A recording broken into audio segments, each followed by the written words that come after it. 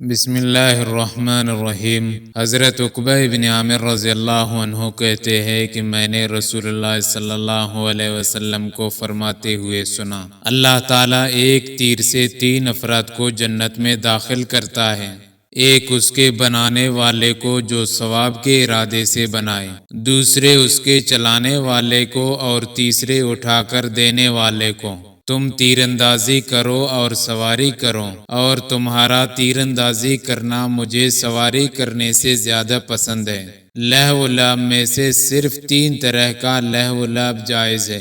ایک آدمی کا اپنے گھوڑے کو ادب سکھانا، دوسرے اپنی بیوی کے ساتھ کھیل کود کرنا، تیسرے اپنے تیر کمان سے تیر اندازی کرنا، اور جس نے تیر اندازی سیکھنے کے بعد اس سے بیزار ہو کر اسے چھوڑ دیا تو یہ ایک نعمت ہے جسے اس نے چھوڑ دیا، یا راوی نے کہا کہ جس کی اس نے ناشکری کی۔ حضرت جابر بن عبداللہ رضی اللہ عنہ کہتے ہیں کہ رسول اللہ صلی اللہ علیہ وسلم نے مجھ سے فرمایا، کیا تم نے شادی کر لی؟